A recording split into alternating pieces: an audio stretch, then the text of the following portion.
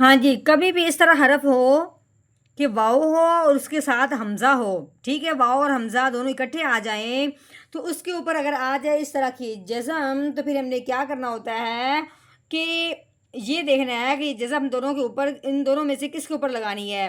تو یہ جزم جب آتی ہے تو پھر واؤ اور حمزہ میں سے صرف ہم نے حمزہ کے اوپر جزم لگانی ہے، واؤ کے اوپر نہیں لگانی۔ ہاں جی، جب حمزہ کے اوپر آ گئی جزم تو اب ہو گیا حمزہ ساکن، ٹھیک ہے، حمزہ ساکن ہو اور وہ ساکن حرف جو ہوتا ہے وہ پچھلے والے حرف کو اپنے ساتھ ملاتا ہے۔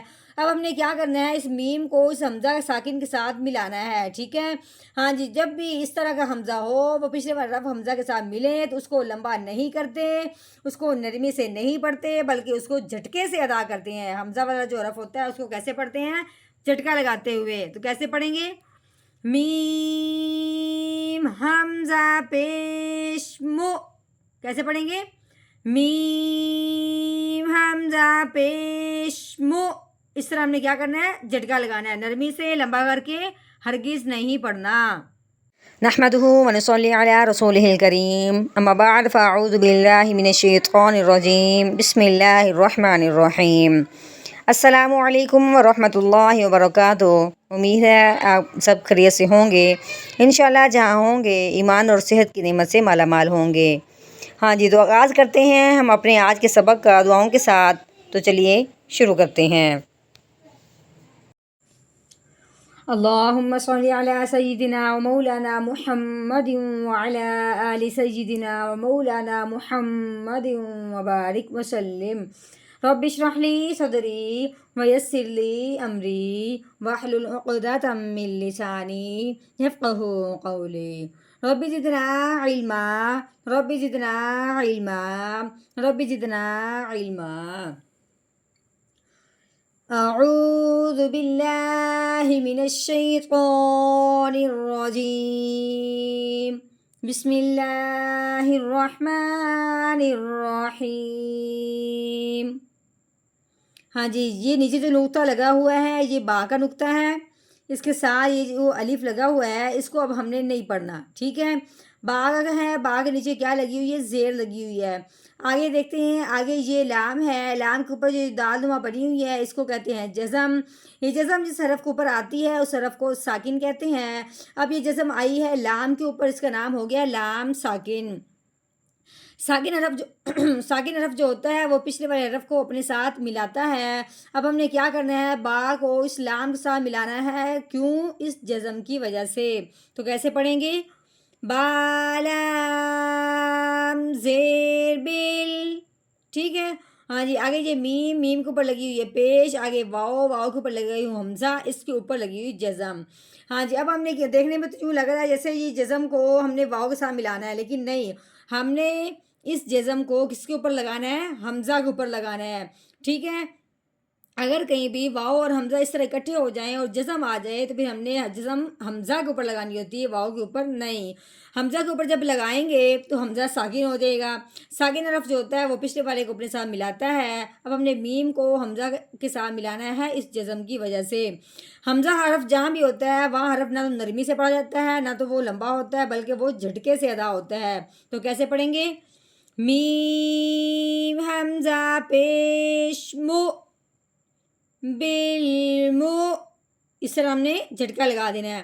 آگے میم کے نیچے لگی ہوئی ہے زیر، میم زیر می، نون، نون کے نیچے لگی ہوئی زیر، آگے یہ یا ہے، یا کے اوپر آگے جزم، تو یہ یا ساکن ہو گیا۔ ساکن حرف جو ہوتا ہے وہ پچھلے والے کو اپنے ساتھ ملاتا ہے، لیکن جب ہو یا ساکن تو تب ہم نے غور کرنا ہوتا ہے کہ اس پہ قاعدہ کون سا جاری ہوتا ہے، کیونکہ جب یا ساکن ہوتا ہے یا واؤ ساکن ہوتا ہے اس کو پڑھنے کے لیے غور کرنا ضروری ہے۔ ہاں جی، یا ساکن اور اس سے پہلے حرف کے نیچے زیر آ جائے تو وہ پہلے والے حرف کو یا ساکن کے ساتھ ملاتے ہوئے ایک الف کے برابر لمبا کریں گے۔ تو کیسے پڑھیں گے؟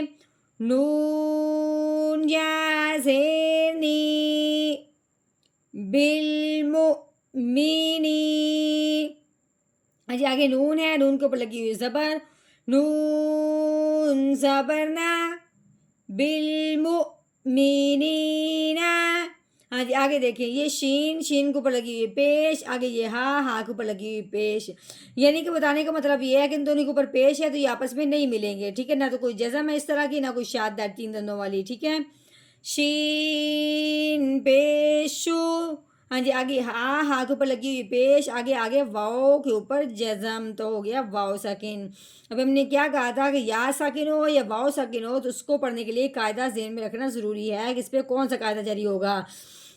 یہاں ہم نے جب دیکھا ہے کہ واؤ ساکن ہے اور اس سے پہلے حرف پہ پیش آ گئی ہے، تو اب یعنی کبھی بھی واؤ ساکن سے پہلے حرف پہ پیش آ جائے تو وہ پہلے والے حرف کو اس کے ساتھ ملاتے ہوئے ایک الف کے برابر لمبا بھی ہوتا ہے، ٹھیک ہے، یا ساکن سے پہلے زیر ہو، واؤ ساکن سے پہلے پیش ہو تو اس کو ایک الف کے برابر لمبا کرتے ہیں، تو کیسے پڑھیں گے؟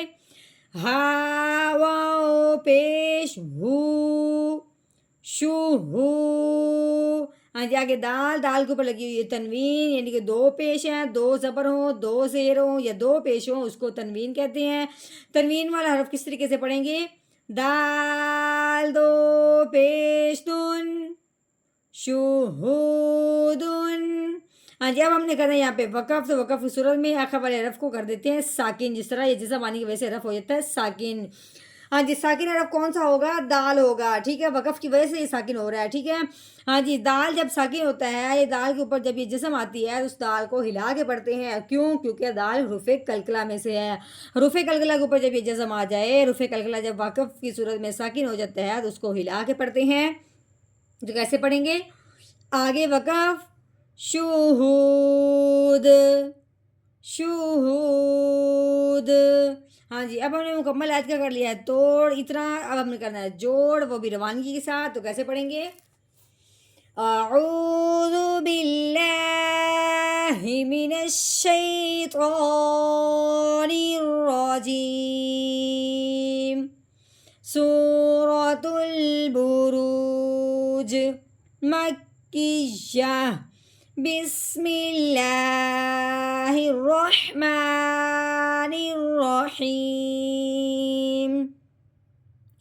بالمؤمنین شہود، بالمؤمنین شہود،